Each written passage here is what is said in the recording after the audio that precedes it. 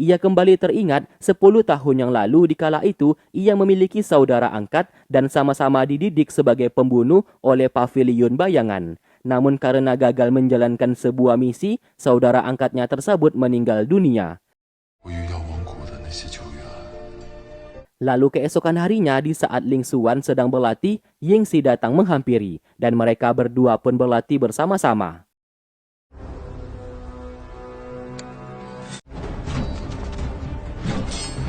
Di sana, Ling Xuan bertanya mengenai kesetiaannya. Yingxi menjawab ia rela mati demi melindunginya. Namun sayang, bukan itu jawaban yang diinginkan oleh Ling Xuan, karena yang ia mau adalah raga dan tubuhnya. Mendengarkan itu, tentu saja Yingxi akan memberikan apapun yang ia inginkan. Seketika, Ling Xuan langsung tersenyum.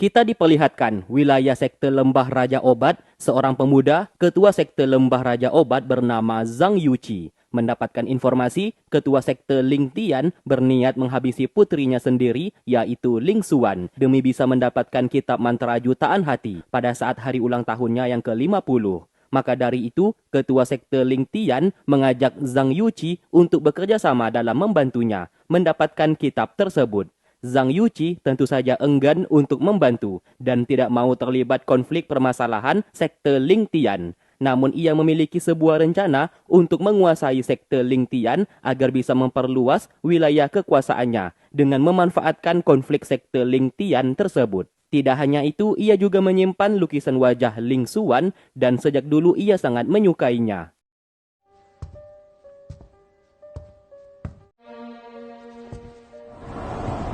Sementara itu, mereka berdua sedang duduk mengobrol. Di sana, Ling Xuan meminta bantuan kepada Yingxi menghabisi ayahnya saat acara ulang tahun ayahnya nanti. Ia sadar sang ayah pasti menghalalkan segala cara untuk merebut kitab mantra jutaan hati dari tangannya.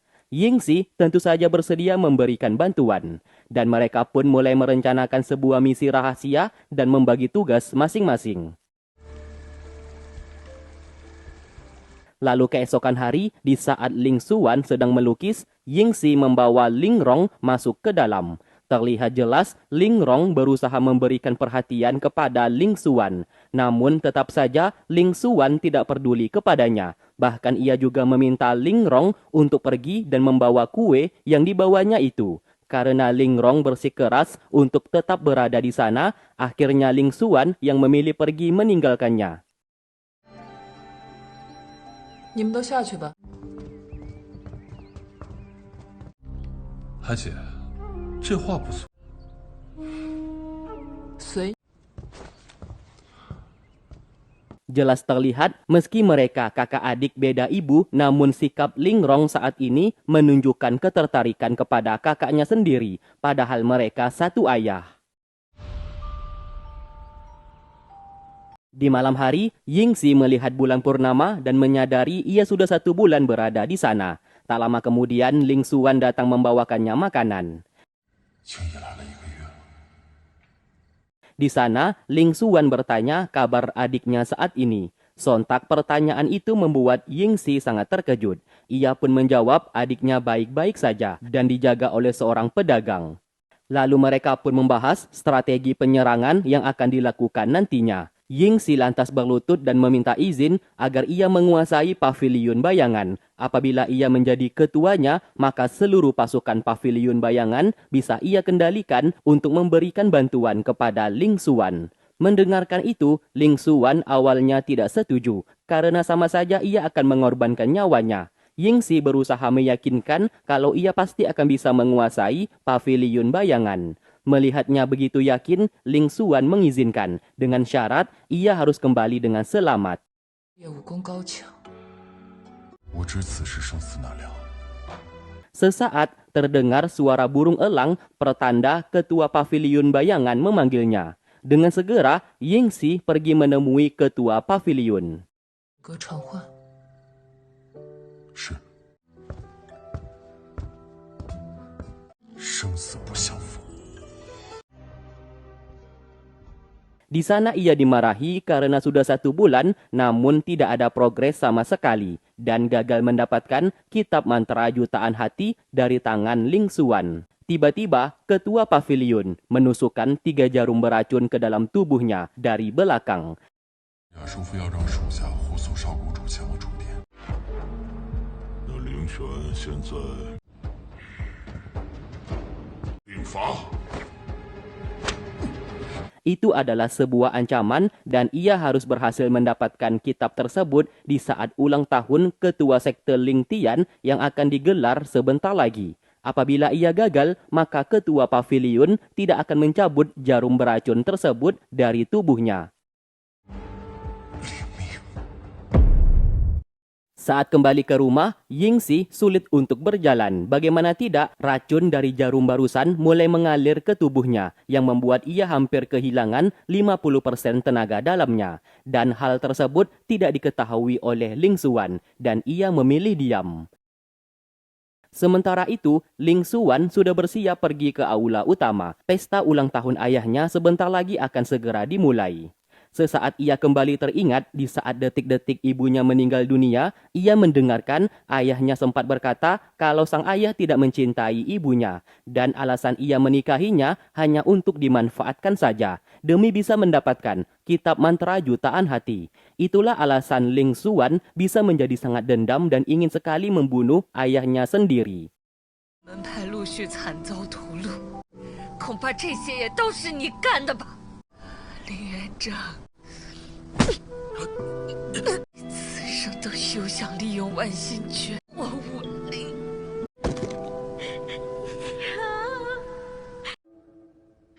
Sementara itu, Yingxi juga bersiap, lengkap dengan senjata rahasia yang ia letakkan di bajunya. Kini ia akan berangkat ke pavilion bayangan untuk menantang berduel melawan ketua pavilion.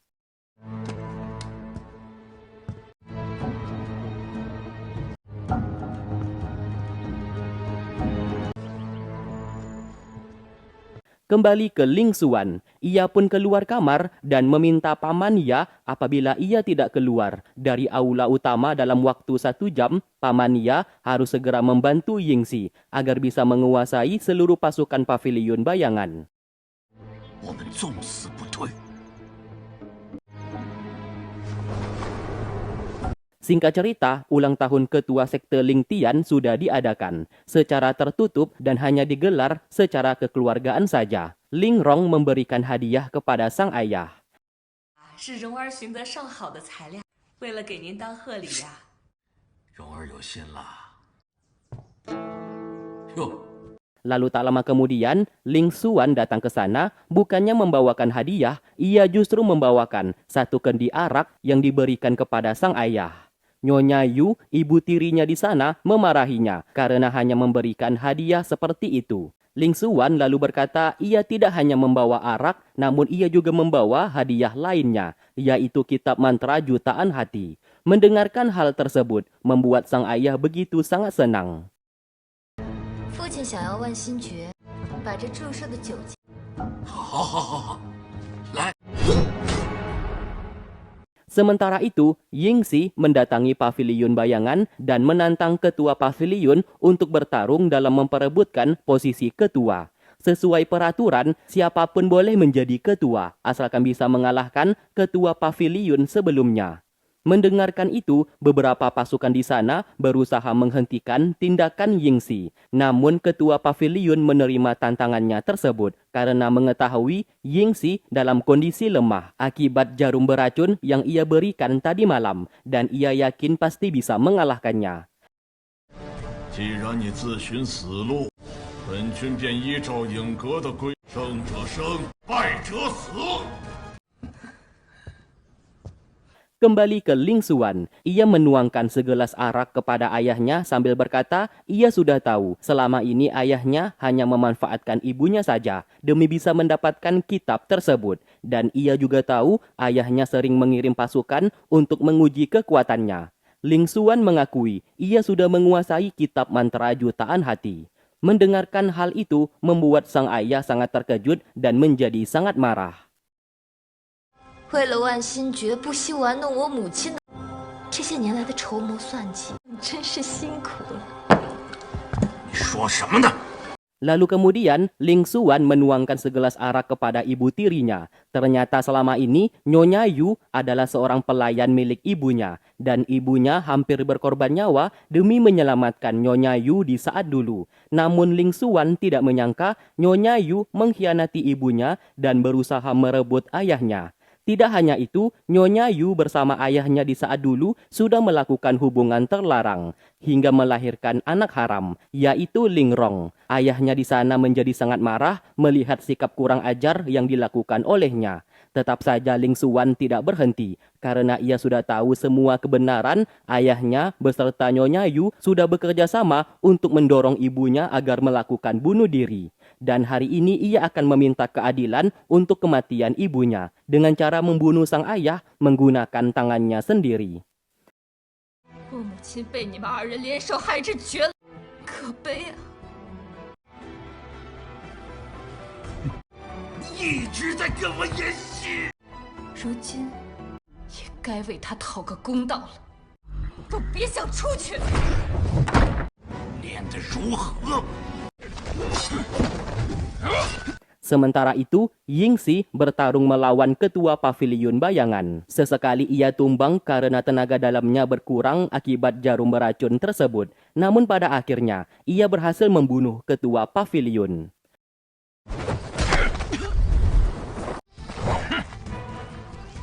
若你现在跪地认错，留你条命。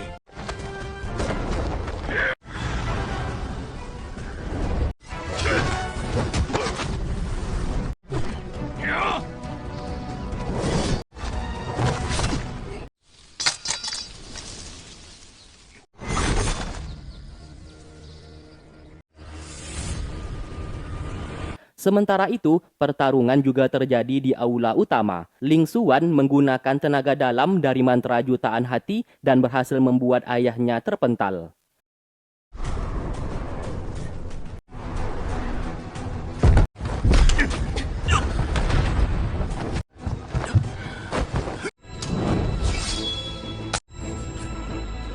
Di waktu bersamaan, Yingxi kembali ke pavilion bayangan sambil mendeklarasikan dirinya sebagai ketua yang baru dan menunjukkan kepala milik ketua sebelumnya. Seluruh pasukan lalu sujud memberikan hormat.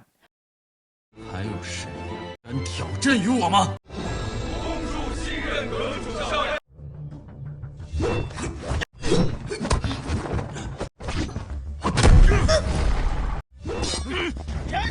Setelah itu, ia membantu Paman Ya yang sedang bertarung melawan pasukan sekte Ling Tian. Paman Ya lantas memintanya untuk masuk menyelamatkan Ling Xuan yang berada di dalam sejak 1 jam yang lalu. Sementara Ling Xuan kalah melawan ayahnya, meski ia sudah mempelajari kitab mantra jutaan hati. Di saat ia hampir dibunuh, Yingxi datang melindunginya, sehingga ia yang terluka parah.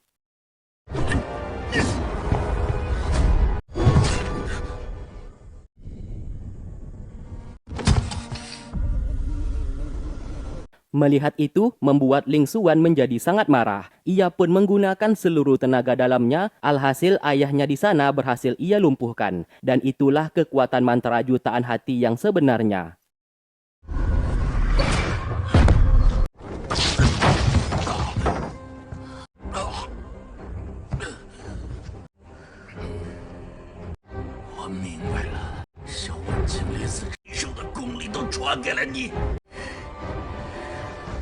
Setelah berhasil mengalahkan ayahnya, Ling Xuan lalu keluar dari aula. Semua pasukan seketika memberikan hormat karena ia menjadi ketua sekte Ling Tian yang baru.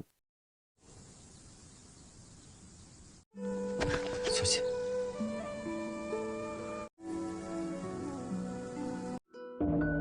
初灵公主之位，影阁影石护主有功，即日起统御河宫影卫。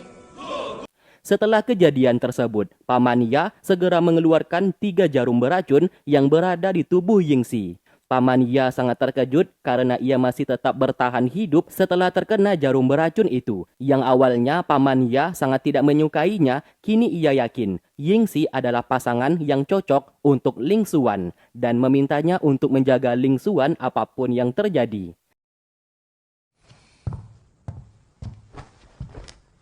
胃不进药，这可如何是？ Lalu kemudian, Yingxi menghampiri Ling Xuan di dalam kamar yang masih belum sadarkan diri sejak kejadian kemarin. Itu terjadi karena ia menggunakan seluruh tenaga dalamnya sehingga terkena serangan balik dari mantra jutaan hati. Karena obat-obatan sulit dimasukkan ke dalam mulut Ling Xuan, Yingxi lantas meminumnya dan menggunakan mulutnya sendiri untuk memasukkan obat itu ke dalam mulut Ling Xuan. 季风时候可以拥有，知了秋的尽头挽留，那就只好若岁月。 Setelah beberapa hari berlalu, Ling Xuan tetap belum sadar. Namun itu tidak membuat Yingxi patah semangat dan terus merawatnya. Sambil menjaganya, ia juga membuat sebuah tusuk rambut yang ia ukir sendiri.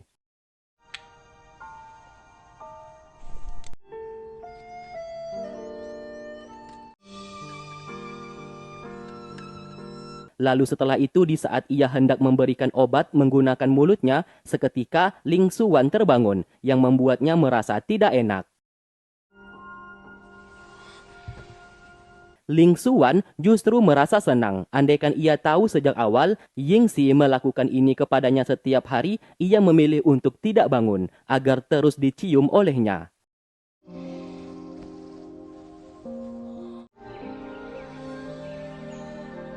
Lalu kemudian, Ling Xuan pergi ke altar makam ibunya untuk memberikan penghormatan sambil berkata ia sudah membalaskan dendam ibunya. Tak lama kemudian, Yingxi datang ke sana dan ikut memberikan penghormatan. Di sanalah Ling Xuan memperkenalkan sosok pria yang sangat ia cintai saat ini kepada sang ibu. Mendengarkan itu, Yingxi begitu sangat senang.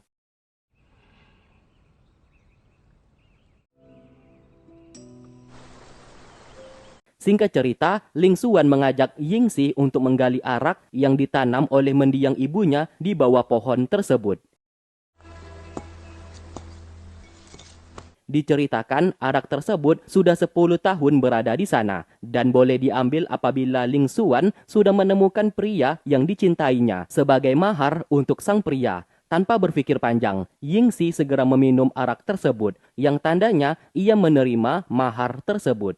Dari sinilah mereka berdua memutuskan untuk menikah.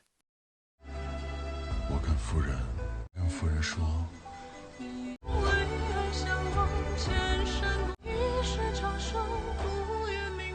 Sementara itu, Ling Rong masih tidak menyerah untuk mendapatkan Ling Xuan kakaknya. Ia pun mendapatkan informasi kalau saat ini Yingxi begitu dekat dengan Ling Xuan. Maka dari itu, Ling Rong memerintahkan pengawal untuk menyelidiki latar belakang Yingxi. 不会没有原因。是。 Di sisi lain, Ling Xuan terus memegang tusuk rambut pemberian dari Yingxi. Ia pun begitu sangat senang. Pelayan di sana sedikit meremehkan karena itu hanyalah tusuk rambut biasa. Namun Ling Xuan berkata bukan nilai suatu barang yang ia pedulikan. Namun tusuk rambut itu Yingxi yang membuatnya sendiri di saat ia masih belum sadarkan diri tempo hari. Dan itu adalah barang berharga yang pertama kali ia miliki. Tak lama kemudian, Paman Ya datang ke sana dan ia berhasil membuat resep obat penawar dari pil pemutus nadi Paviliun Bayangan. Apabila ingin membuat obat penawarnya untuk menyelamatkan seluruh pasukan Paviliun Bayangan, bahan utama yang harus mereka miliki adalah darah dari ayahnya tersebut. 取血入药， Dengan segera, Ling Xuan pergi ke penjara yang mengurung ayahnya dan hendak mengambil darahnya secara paksa dalam pembuatan obat penawar pil pemutus nadi, supaya pasukan Paviliun Bayangan tidak dikendalikan lagi oleh pil pemutus nadi tersebut. Namun siapa sangka, ayahnya di sana berkata pil itu bukan menggunakan darahnya. Percuma saja Ling Xuan mengambil darahnya karena tidak akan berubah menjadi obat penawar. Mendengarkan itu membuat Ling Xuan menjadi sangat marah. Sesaat ayahnya di sana meminta untuk dibunuh saja, namun hal tersebut tidak dilakukan oleh Ling Xuan sebelum ia tahu darah siapa yang digunakan dalam pembuatan pil pemutus nadi tersebut. 有一件事情，雅舒其实出自一仙一门。 Ling Xuan lalu menghampiri dan memeluk Yingxi dari belakang agar bisa menenangkan dirinya. Yingxi menyadari kesulitan yang sedang dihadapinya dan Ling Xuan berusaha untuk menyelesaikan masalah yang ditimbulkan oleh ayahnya tersebut. 所以故意激你罢了。哪里不一样？ Sesaat mereka mendapatkan informasi dari pamannya kalau terjadi sesuatu hal yang berbahaya.